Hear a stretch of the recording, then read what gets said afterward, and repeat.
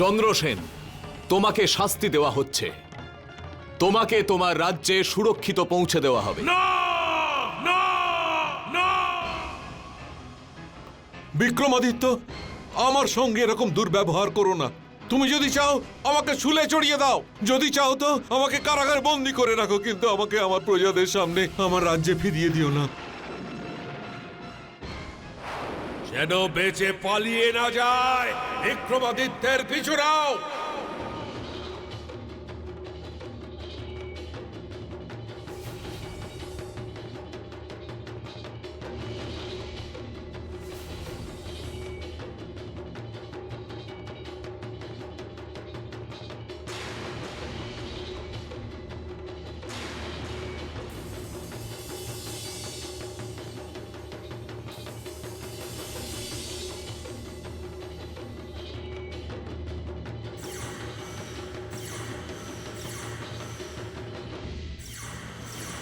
উজ্জয়িনী নরেশ, চক্রবর্তী সম্রাট মহারাজ বিক্রমাদিত্য, শেষ পর্যন্ত তুমি আমার ফাঁদে ধরা দিলে। আমি তোমায় বলেছিলাম না, আমাকে মৃত্যুদণ্ড দাও, না হলে আফসোস করবে। আজ এই চন্দ্রসেন তোমাকে দেওয়া প্রতিশ্রুতি পালন করবে। ওঠো উজ্জয়িনী নরেশ, আর উঠে তোমার মৃত্যুকে নিজের চোখে দেখো।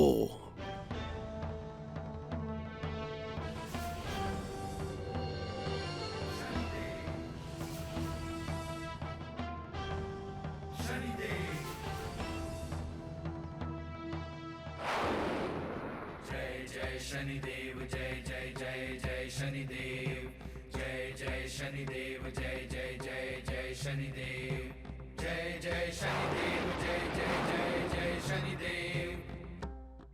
কে তুমি? আমি ঘোড়ার নাল লাগাই। আপনারই আস্তাবলের ঘোড়ার দেখাশোনা করি। যদি তুমি আমাদের সেবক হও, তাহলে আমাকে দেখে পালালে কেন?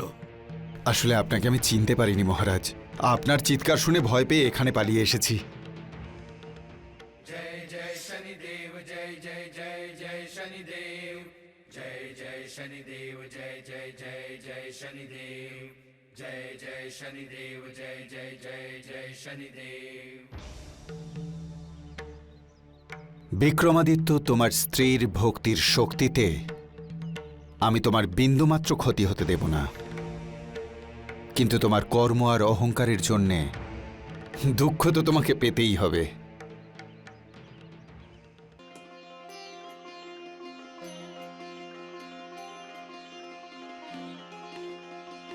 এদিকে না, হ্যাঁ এদিকে এদিকে। হ্যাঁ। সর্বনাশ! আরে এটা কি তুলে এনেছিস? আরে শুনছো, কোথায় গেলে? আরে দেখো, তুমি কাদের ওপরে বিয়ের দায়িত্ব ছেড়ে দিয়েছো। আরে ও আমাদের ভিখারি করে ছেড়ে দেবে। আরে কি হয়েছে? আরে হলোটা কি?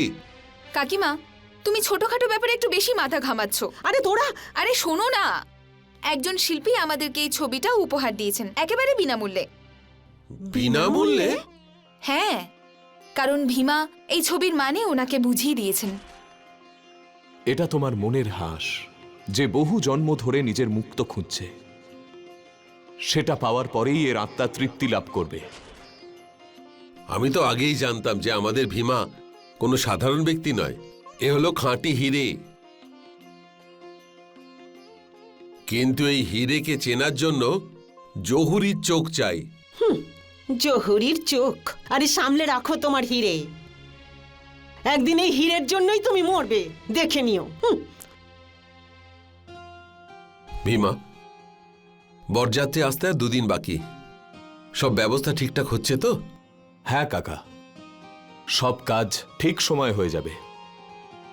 ব্যাস, আমি শুধু এটাই চাই যে সব কাজ ঠিকঠাক হোক। ভীমা, সব সামলে নিও। ভীমা, সত্যি করে বলো তো তুমি কে? এটা আবার কি রকম প্রশ্ন? আমি ভীমা? কেন? একটা মেয়ের চোখকে তুমি ধুলো দিতে পারো না। যখন তুমি এই চিত্রকারকে ছবির মানে বোঝাচ্ছিলে, তখন আমি তোমার দিকেই দেখছিলাম। আর তখন কেন জানি না আমার মন বলল যে তুমি ভীমা নও। ভীমা, তুমি মিথ্যে কথা বলো না। তুমি আমার মাথায় হাত দিয়ে বলো যে তুমি কে। না শিপ্রা, আমি তোমাকে কথা দিচ্ছি যে সঠিক সময় এলে আমি তোমাকে সব সত্যি বলবো।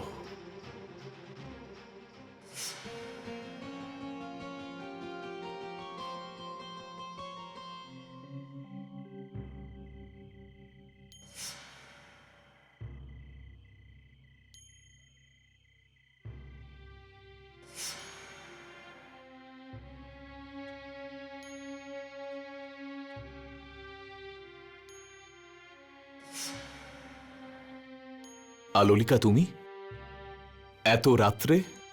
কি ব্যাপার? আরে আরে ভীমা, আলোলিকা, কি করছো তুমি? ভীমা, আমি মন থেকে তোমাকে আমার স্বামী হিসেবে গ্রহণ করেছি। এই নাও সিঁদুর, এটা আমার সিঁথিতে পরিয়ে দিয়ে সারা জীবনের মতো নিজের করে নাও। আলোলিকা, এটা হতে পারে না। কেন এটা হতে পারে না? আলোলিকা, আমি তোমাকে আগেই বলেছি আমার বিয়ে হয়ে গেছে। আমি কারুর প্রতি প্রতিশ্রুতিবদ্ধ, আর আমার ধর্ম নিজের প্রাণের থেকেও প্রিয়। আর এখন তো তোমার বিয়েও ঠিক হয়ে গেছে, দুদিনের মধ্যেই তোমার বরযাত্রী আসবে। তোমার তো এখন অন্য কারুর দিকে তাকানোও পাপ। তোমার ধর্ম, যে ধর্ম আমাদের ভালোবাসাকে মানে না, সেটা ধর্ম নয়, অধর্ম। আর আমি এরকম ধর্ম মানি না। ঠিক আছে, যদি এটাই তোমার সিদ্ধান্ত হয়ে থাকে, তাহলে আমিও সিদ্ধান্ত নিচ্ছি যে আজকে হয় তুমি এই সিঁদুর আমার সিঁথিতে পরিয়ে দিয়ে আমায় সারা জীবনের মতো নিজের করে নেবে, নয়তো আজকে আমি তোমার ধর্মকে খুন করে সেই রক্তের দাগ তোমার চরিত্রে এমনভাবে লাগাবো যে তুমি সারা জীবনও সেটা মুছতে পারবে না।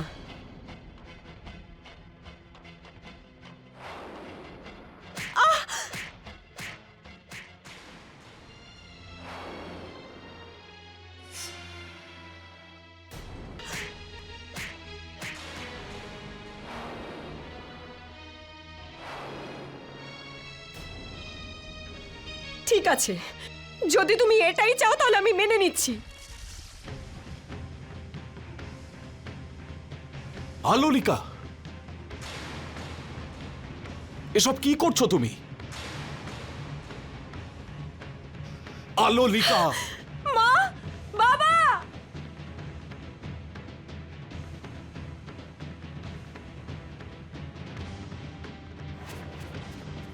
মা, বাবা,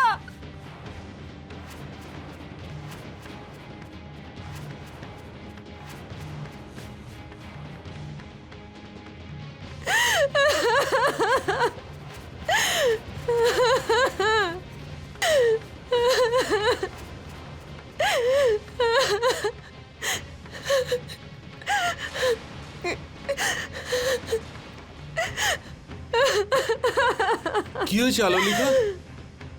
বাবা, ও ও আমার সাথে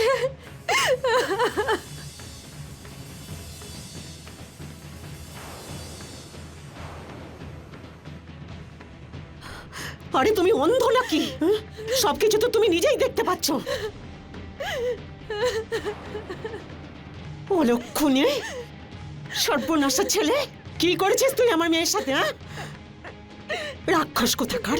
আরে আমরা তোকে থাকতে দিয়েছি এখানে, আর তুই আমারই মেয়ের সর্বনাশ করার চেষ্টা করছিস। কি রে ভীমা, তোর কি মতিভ্রম হয়েছিল?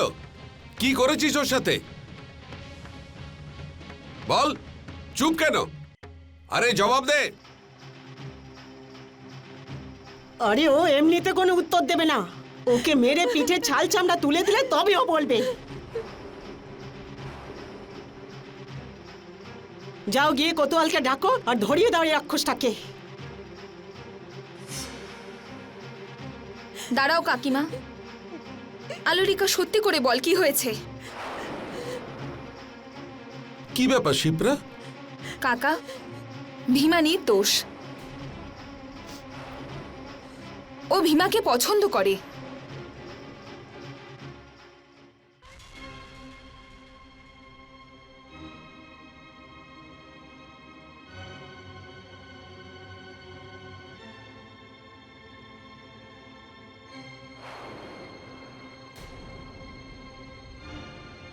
বল আলোলিকা, এই সিঁদুরে কৌটোটা এখানে কি করে এলো?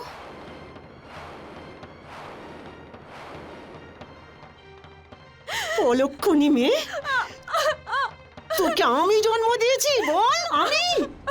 আজ তোকে আমি মেরেই ফেলবো। আরে তুই জন্মেই মরে গেলি না কেন? চল চল, ভেতরে চল।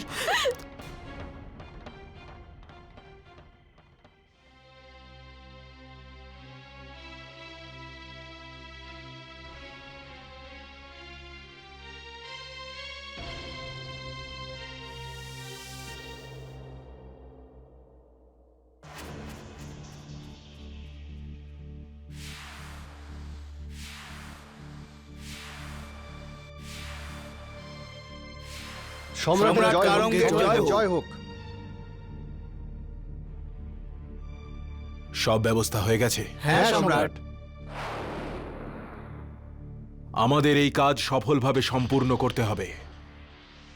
আর হ্যাঁ, একটা কথা যেন মনে থাকে, কারাঙের কাছে সব ভুলের কিন্তু একটাই শাস্তি আছে, মৃত্যুদণ্ড। বুঝেছ? হ্যাঁ সম্রাট। তোমার কাজ হলো তুমি সবার আগে কাকা মহারাজের মৃত্যু নিশ্চিত করবে। ঠিক আছে সম্রাট।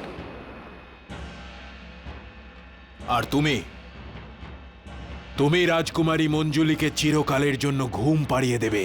হ্যাঁ সম্রাট। আর বাকি থাকলো ওই নবরত্ন, তাদেরকে চিরতরে শেষ করে দেবার কাজ আমি তোমাদের দুজনকে দিলাম। ঠিক আছে সম্রাট। আর ওই আদিত্যবর্ধনকে আমি নিজে আমার এই হাত দিয়েই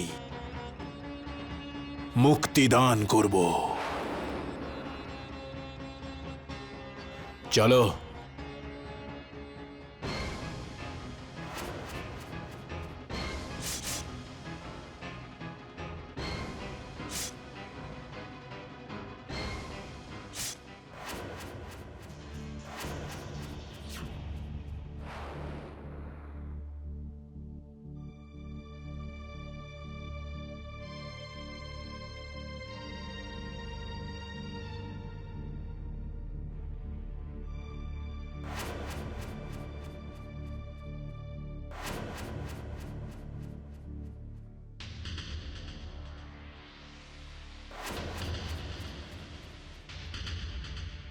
সম্রাটের জয় হোক। আদিত্যবর্ধন তার কক্ষের ভিতরেই রয়েছেন।